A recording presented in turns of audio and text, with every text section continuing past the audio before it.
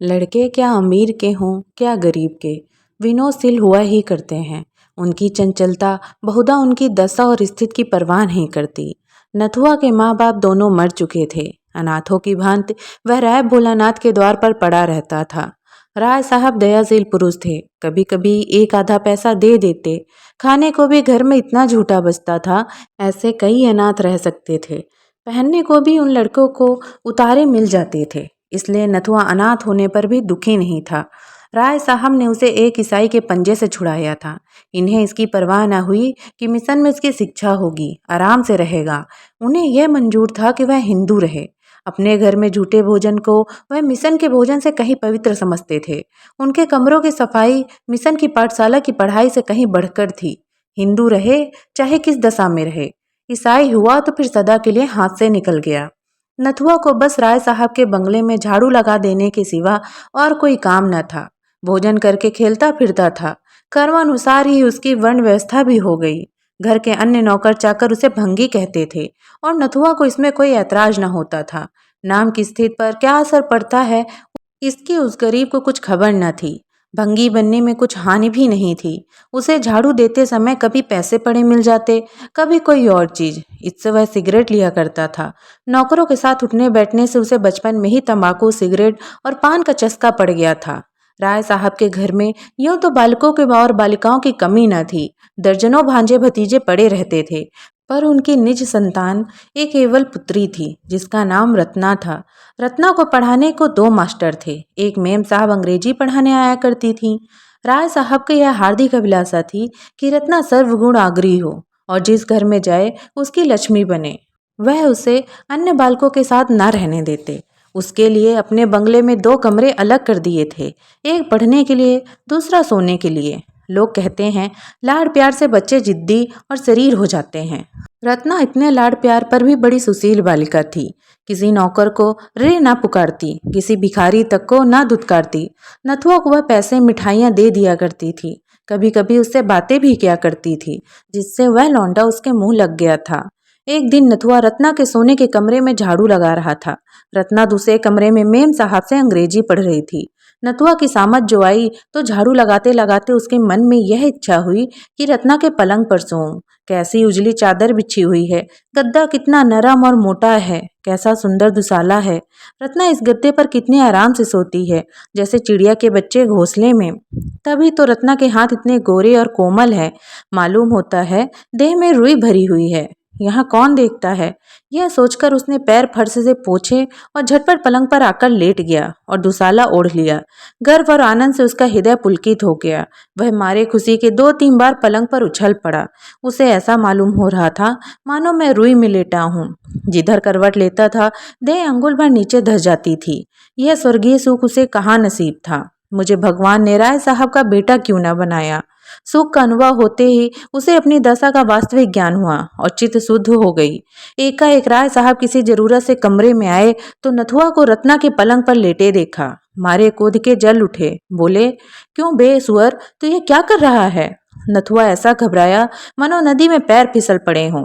चारपाई से कूदकर अलग खड़ा हो गया, फिर झाड़ू हाथ में ले ली। राय साहब ने फिर पूछा, यह क्या कर रहा था बे। नथुआ, कुछ तो नहीं सरकार। राय साहब, अब तेरी इतनी हिम्मत हो गई कि रत्ना के चारपाई पर सोए, नमक हराम कहीं का, लाना मेरा हंटर।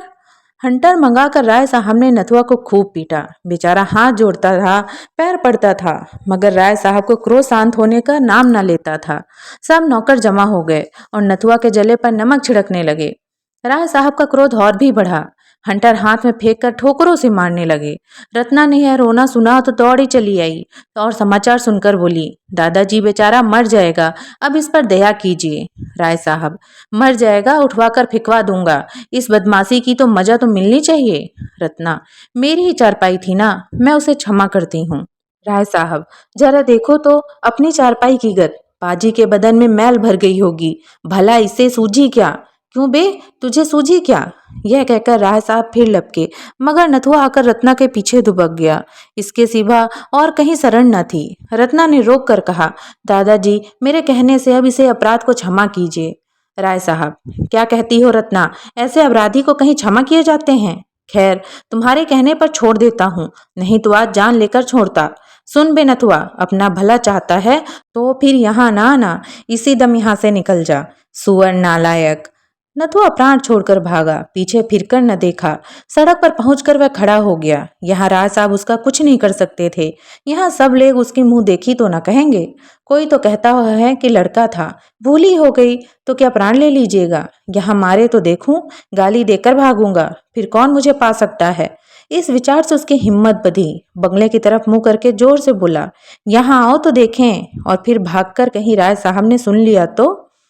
नथुआ थोड़ी ही दूर गया था कि रत्ना की मेम साहिबा अपनी टमटम पर सवार आती हुई दिखाई दी। उसने समझा शायद मुझे पकड़ने आ रही हैं, फिर भागा। किंतु जब पैरों में दौड़ने की शक्ति ना रही तो खड़ा हो गया। उसके मन में कहा, वह क्या मेरा कर लेगी, मैंने उनका कुछ बिगाड़ा है। एक क्षण में मेम साहिबा आ पहुंची और टमटम रोक कर बोली, नाथू कहाँ जा रहे हो। नथुआ, कहीं नहीं। मैम साहब, राय साहब के यहाँ फिर जाएगा तो वह मारेगा। क्यों नहीं मेरे साथ चलता, मिशन में आराम से रह, आदमी हो जाएगा। नथुआ, किरस्तान तो ना बनाओगी। मैम, किरस्तान क्या भंगी से भी बुरा है, पागल। नथुआ, ना भैया, किरस्तान न बनूंगा। मैम साहब, तेरा जी चाहे ना बनना, कोई जबरदस्ती थोड़ी है। नथुआ थोड़ी देर टमटम के साथ चला, पर उसके मन में संशय बना हुआ था। सहसा वह रुक गया। मैम साहिबा ने पूछा, क्यों, चलता क्यों नहीं। नथुआ, मैंने सुना है मिशन में जो कोई जाता है किरस्तान हो जाता है। मैं ना जाऊंगा, आप झांसा देती हैं। मैम साहब, अरे पागल, वहां तुझे पढ़ाया जाएगा, किसी की चाकरी ना करनी पड़ेगी, शाम को खेलने की छुट्टी मिलेगी, कोट पतलून पहनने को मिलेगी, चल के 2-4 दिन देख ले। नथुआ ने इस प्रलोभन का कोई उत्तर न दिया। एक गली से होकर भागा। जब टमटम दूर निकल गया तो वह निश्चिंत होकर सोचने लगा, जाऊं, कहीं कोई सिपाही पकड़कर थाने न ले जाए। मेरी बिरादरी के लोग तो वहां रहते हैं, क्या वह मुझे अपने घर रखेंगे। कौन सा मैं बैठकर खाऊंगा, काम तो करूंगा, बस किसी को पीठ पर रहना चाहिए। आज कोई मेरे पीठ पर होता तो मजाल थी राय साहब मुझे यूं मारते, सारी बिरादरी जमा हो जाती, घेर लेती, घर की सफाई बंद हो जाती, कोई द्वार पर झाड़ू तक न लगाता, सारी राय साहेबी निकल जाती। यह निश्चय करके वह घूमता फिरता भंगियों के मोहल्ले में पहुंचा। शाम हो गई थी। कई भंगी एक पेड़ के नीचे चटाई पर बैठे शहनाई और तबला बजा रहे थे। वह नित्य इसका अभ्यास करते थे, यह उनकी जीविका थी। गान विद्या की यहाँ इतनी छीछा लेदर हुई है, उतनी और कहीं न हुई होगी। नथुआ जाकर वहां खड़ा हो गया। उसे बहुत ध्यान से सुनते देखकर एक भंगी ने पूछा, कुछ गाता है। नथुआ, अभी तो नहीं गाता, पर सिखा दोगे तो गाने लगूंगा। भंगी, बहाना मत कर, बैठ कुछ गाकर सुना, मालूम तो हो तेरा गला भी है या नहीं। गला ही ना होगा तो क्या कोई सिखाएगा। नथुआ मामूली बाजार के लड़कों में कुछ ना कुछ गाना जानता ही था। रास्ता चलता तो कुछ ना कुछ गाने लगता था। तुरंत गाने लगा। उस्ताद ने सुना, जोहरी था, समझ गया यह कांच का टुकड़ा नहीं है। बोला, कहाँ रहता है। नथुआ ने अपनी राम कहानी सुनाई। परिचय हो गया, उसे आश्रय मिल गया और विकास का यह अवसर मिला जिसने उसे भूमि के आकाश पर पहुंचा दिया। 3 साल उड़ गए। नथुआ के गाने की सारे शहर में धूम मचा दी और वह केवल एक गुणी नहीं, सर्वगुणी था। गाना, सहनाई बजाना, पखावज, सारंगी, तंबूरा, सितार सभी कलाओं में दक्ष हो गया। उस्तादों को भी उसकी चमत्कारी बुद्धि पर आश्चर्य होता था। ऐसा मालूम होता था उसने पहले ही पढ़ी हुई विद्या दोहरा ली है। लोग 10-10 सालों तक सितार बजाना सीखते रहते हैं और नहीं आता। नथुआ को 1 महीने में उसके तारों का ज्ञान हो गया। ऐसे कितने ही रत्न पड़े हुए हैं जो किसी पारखी से भेंट न होने के कारण मिट्टी में मिल जाते हैं। संयोग से इन्हीं दिनों ग्वालियर में एक संगीत सम्मेलन हुआ। देश देशांतर से संगीत के आचार्य निमंत्रित हुए। उस्ताद घूरे को भी न्योता मिला। नथुआ इन्हीं का शिष्य था। उस्ताद ग्वालियर चले तो नाथू को भी साथ लेते गए। 1 सप्ताह तक ग्वालियर में बड़ी धूमधाम रही। नाथूराम को वहां खूब नाम कमाया। उसे सोने का तमगा इनाम मिला। ग्वालियर के संगीत विद्यालय के अध्यक्ष ने उस्ताद घूरे से आग्रह किया कि नाथूराम को संगीत विद्यालय में दाखिला करा दें। यहाँ संगीत के साथ उसकी शिक्षा भी हो जाएगी। घूरे को मानना पड़ा। नाथूराम भी राजी हो गया। नाथूराम ने 5 वर्षों में विद्यालय की सर्वोच्च उपाधि प्राप्त कर ली। इसके साथ साथ भाषा, गणित और विज्ञान में उसकी बुद्धि ने अपनी परखता का परिचय दिया।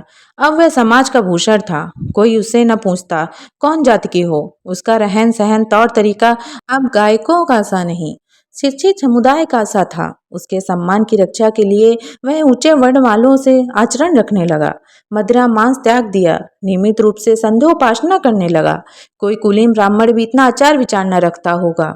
नाथूराम तो पहले से ही उसका नाम हो चुका था। अब उसका कुछ और सुसंस्कार हुआ। वह नाथूराम आचार मशहूर हो गया। साधारणतः लोग आचार ही कहा करते थे। राज दरबार से उसे अच्छा वेतन मिलने लगा। 18 वर्ष की आयु में इतनी ख्याति बिरले ही किसी गुणी को नसीब होती है। लेकिन ख्याति प्रेम वह प्यास है जो कभी नहीं बुझती। वह अगस्त ऋषि की भांति सागर को पीकर भी शांत नहीं होती। महाशय, आचार्य ने यूरोप के प्रस्थान किया। वह पश्चात संगीत पर भी अधिकृत होना चाहते थे। जर्मनी के सबसे बड़े संगीत विद्यालय में दाखिल हो गए और 5 वर्षों के निरंतर परिश्रम और उद्योग के बाद आचार्य की पदवी लेकर इटली से सैर करते हुए ग्वालियर लौट आए। और उसके एक ही सप्ताह बाद मदन कंपनी ने उन्हें 3,000 रुपये मासिक वेतन पर अपनी शाखाओं के निरीक्षक नियुक्त किया। वह यूरोप जाने के पहले ही हजारों रुपए जमा कर चुके थे। यूरोप में भी ओपराओं और नाट्यशालाओं में उनकी खूब आवभगत हुई थी। कभी कभी एक दिन में इतनी आमदनी हो जाती थी जितनी यहाँ के बड़े बड़े गवैयों की बरसों में भी नहीं होती। लखनऊ से विशेष प्रेम होने के कारण उन्होंने वहीं निवास करने का निश्चय किया। आचार्य महाशय लखनऊ पहुंचे तो उनका चित्त गदगद हो गया। यही उनका बचपन बीता था। यही एक दिन वह अनाथ थे। यही गलियों में कनकौए लूटते फिरते थे। यही बाजारों में पैसे मांगते फिरते थे। आह, यह उन्हीं पर हंटरों की मार पड़ी थी जिसके निशान अब तक बने थे। अब वह दाग उन्हें सौभाग्य की रेखाओं से प्रिय लगते हैं। यथार्थ में यह कोड़े की मार उनके लिए शिव का वरदान थी। राय साहब के प्रति अब उनके दिल में क्रोध या प्रतिकार का लेस मात्र भी ना था। उनकी बुराइयां भूल गई थीं, भलाइयां याद रह गई थीं। और रत्ना तो उन्हें दया और वात्सल्य की मूर्ति सी याद आती है। विपत्ति पुराने घावों को बढ़ाती है, संपत्ति उन्हें भर देती है। गाड़ी से उतरे तो छाती धड़क रही थी। 10 वर्ष का बालक 23 वर्ष का जवान शिक्षित भद्र युवक हो गया था। उसकी माँ भी उसे देखकर न कह सकती कि यही मेरा नथुआ है। लेकिन उसकी काया पलट की अपेक्षा नगर की काया पलट और भी विस्मयकारी थी। यह लखनऊ नहीं, कोई दूसरा ही नगर था। स्टेशन से बाहर निकलते ही देखा कि शहर कितने ही छोटे बड़े आदमी उसका स्वागत करने खड़े हैं। उनमें एक युवती रमणी थी जो रत्ना से बहुत मिलती थी। लोगों ने उसके हाथ मिलाया और रत्ना ने उसके गलों में फूलों का हार डाल दिया। यह विदेश में भारत का नाम रोशन करने का पुरस्कार था। आचार्य के पैर डगमगाने लगे। ऐसा जान पड़ता था अब नहीं खड़े रह सकते। यह वही रत्ना है। भोली भाली बालिका ने सौंदर्य, लज्जा, गर्व और विनय की देवी का रूप धारण कर लिया है। उनकी हिम्मत ना पड़ी कि रत्ना की तरफ सीधी आंखों से देख सके। लोगों ने हाथ मिलाने के बाद वह उसे बंगले में आए जो उनके लिए पहले से ही सजाया गया था। उसको देखकर वह चौंक पड़े। ये वही बंगला था जहाँ रत्ना के साथ वह खेलते थे। सामान भी वही था, तस्वीरें वही, कुर्सियां और मेजें वही, शीशे की आलात वही, यहाँ तक कि फर्श भी वही थी। उसके अंदर कदम रखते हुए आचार्य महाशय ने हृदय में कुछ वही भाव जागृत हो रहे थे जो किसी देवता के मंदिर में जाकर धर्मपरायण हिंदू के हृदय में होते हैं। वह रत्ना के शयनागार में पहुंचे तो उनके हृदय में ऐसी अठन हुई कि आंसू बहने लगे। ये वही पलंग है, वही बिस्तर और वही फर्श। उन्होंने अधीर होकर पूछा, यह किसका बंगला है? कंपनी के मैनेजर साथ था। बोला, एक राय भोलानाथ हैं, उन्हीं का है। आचार्य, राय साहब कहाँ गए? मैनेजर, खुदा जाने कहाँ चले गए। यह बंगला कर्ज की इल्लत में नीलाम हो रहा था। मैंने देखा हमारे थिएटर से करीब है। अधिकारियों से खतो किताबत की और इसे कंपनी के नाम से खरीद लिया। 40,000 में यह बंगला सामान समेत मिल गया। आचार्य, मुफ्त मिल गया? तुम्हें राय साहब की कुछ खबर नहीं? मैनेजर, सुना था कहीं तीर्थ करने गए थे, खुदा जाने लौटे या नहीं। आचार्य महाशय जब शाम को सावधान होकर बैठे तो एक आदमी ने पूछा, क्यों जी, उस्ताद घूरे का भी हाल जानते हो? उनका नाम बहुत सुना है। आदमी ने सकरूपण भाव से कहा, खुदाबंद, उनका हाल कुछ न पूछिए। शराब पीकर घर आ रहे थे, रास्ते में बेहोश होकर सड़क पर गिर पड़े। उधर से एक मोटर लारी आ रही थी। ड्राइवर ने देखा नहीं, लारी उनके ऊपर से निकल गई। सुबह को लाश मिली। खुदाबंद अपने फन में एक था। अब उसकी मौत से लखनऊ वीरान हो गया। अब ऐसा कोई नहीं रहा जिस पर लखनऊ को घमंड हो। नथुआ नाम के एक लड़के को उन्होंने कुछ सिखाया था और उससे हम लोगों को उम्मीद थी कि उस्ताद का नाम जिंदा रखेगा, पर वह यहाँ से ग्वालियर चला गया, फिर पता नहीं कहाँ गया। आचार्य महाशय के प्राण सूखे जाते थे कि अब बात खुली, अब खुली। दम रुका हुआ था, जैसे कोई तलवार लिए सिर पर खड़ा हो। बारे कुशल हुए, घड़ा चोट खाकर भी बच गया। आचार्य महाशय उस घर में रहते थे, किंतु उसी तरह जैसे कोई नई बहू अपने ससुराल में रहे। उनके हृदय में पुराने संस्कार न मिटते थे। उनकी आत्मा इस यथार्थ को स्वीकार न करती थी कि अब यह मेरा घर है। वह जोर से हंसते तो सहसा चौंक पड़ते।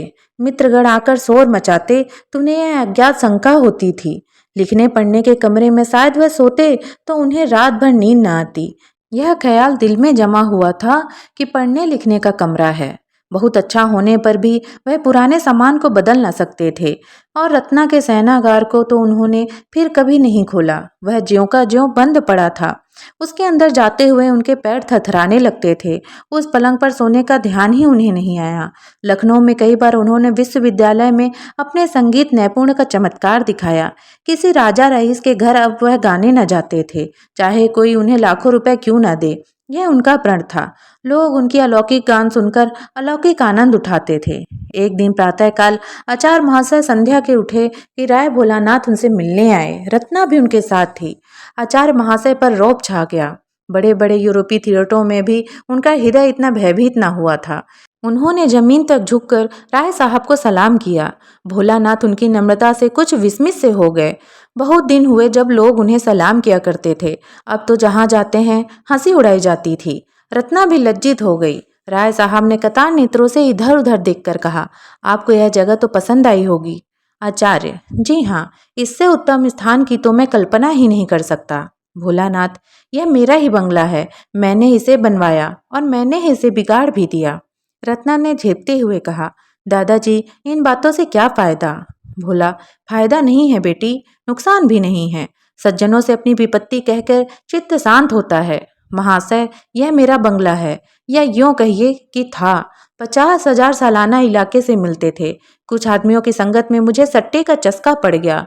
2-3 बार ताबड़तोड़ बाजी हाथ आई। हिम्मत खुल गई। लाखों के वारे न्यारे होने लगे, किंतु एक ही घाटे में सारी कसर निकल गई। बधिया बैठ गई। सारी जायदाद खो बैठा। सोचिए, 25,000 का सौदा था। कौड़ी चित पड़ती तो आज इस बंगले के कुछ और ही ठाठ होता।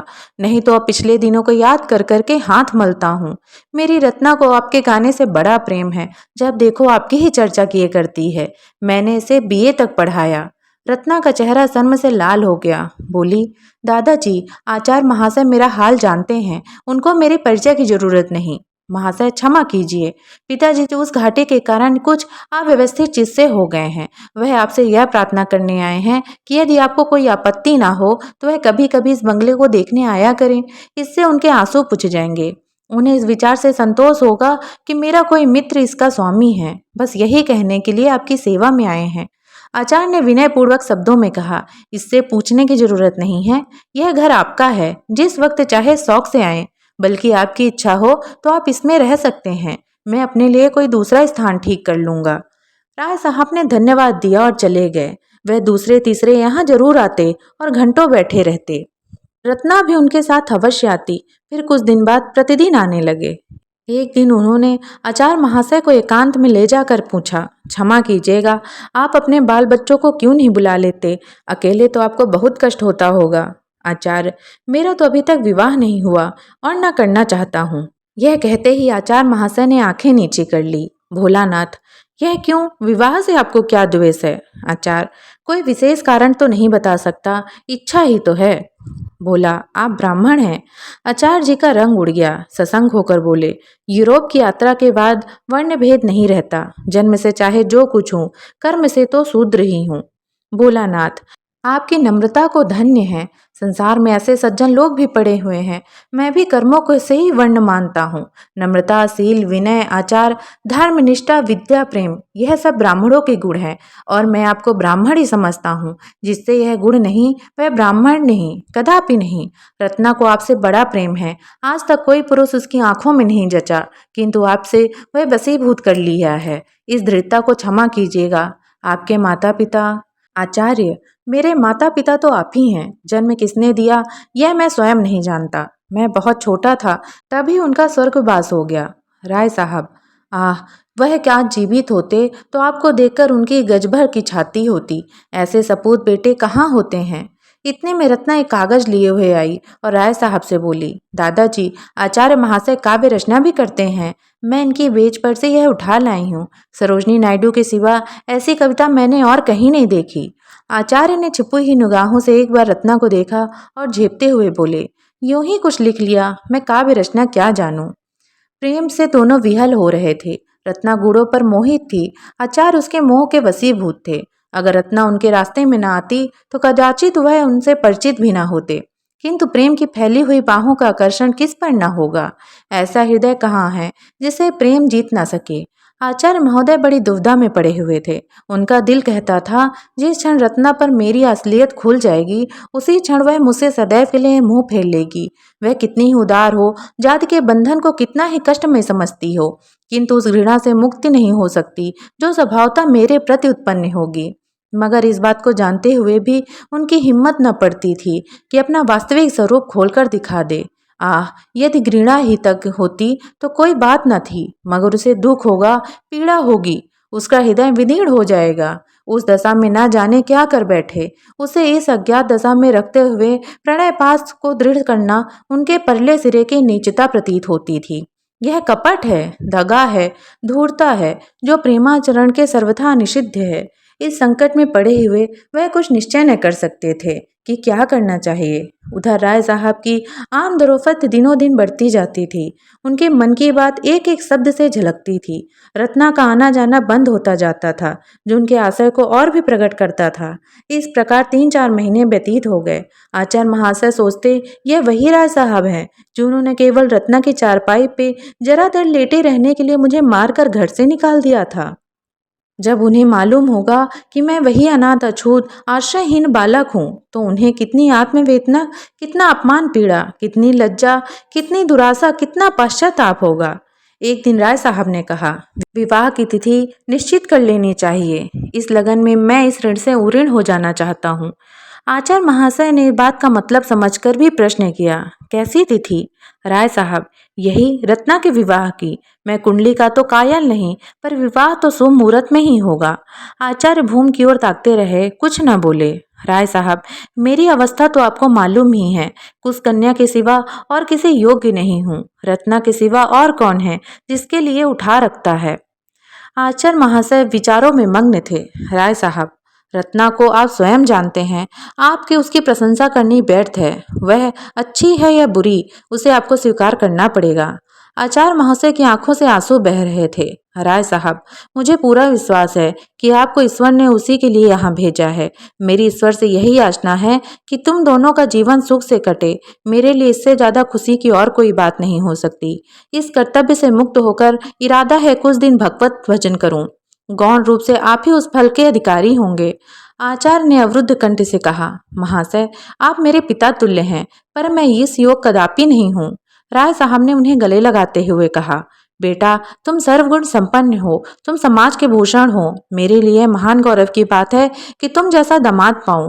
मैं आज तिथि ठीक करके कल आपको सूचना दूंगा। यह कहकर राव साहब उठ खड़े हुए। आचार्य को कुछ कहना चाहते थे पर मौका न मिला, या यूं कहो हिम्मत न पड़ी। इतना मनोबल न था, घृणा सहन करने की इतनी शक्ति न थी। विवाह हुए महीना भर हो गया। रत्ना के आने से पति गृह उजाला हो गया और पति हृदय पवित्र। सागर में कमल खिल गया। रात का समय था। आचार्य महाशय भोजन करके लेटे हुए थे, उसी पलंग पर जिसने किसी दिन उन्हें घर से निकलवाया था, जिसने उन्हें भाग्य चक्र को परिवर्तित कर दिया था।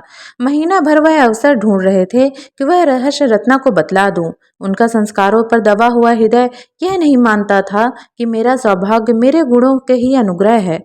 वह अपने रुपए की भट्टी को पिघलाकर उसका मूल्य जानने की चेष्टा कर रहे हैं, किंतु असर नहीं मिलता। रत्ना ज्यों ही सामने आ जाती, वह मंत्रमुग्ध हो जाते। बाग में रोने कौन जाता है, रोने के लिए अंधेरी कोठरी ही चाहिए। इतने में रत्ना मुस्कुराते हुए कमरे में आई। दीपक ज्योति मंद पड़ गई है। आचार्य ने मुस्कुरा कर कहा, अब चिराग गुल कर दूं ना? रत्ना बोली, क्यों, क्या मुझसे शर्म आती है? आचार्य, हाँ, वास्तव में शर्म आती है। रत्ना, इसीलिए कि मैंने तुम्हें जीत लिया? आचार्य, नहीं, इसलिए कि मैंने तुम्हें धोखा दिया। रत्ना, तुमने धोखा देने की शक्ति नहीं है। आचार्य, तुम नहीं जानती मैंने तुम्हें कितना बड़ा धोखा दिया। रत्ना, सब जानती हूँ। आचार्य, जानती हो मैं कौन हूँ? रत्ना, खूब जानती हूँ, बहुत दिनों से जानती हूँ।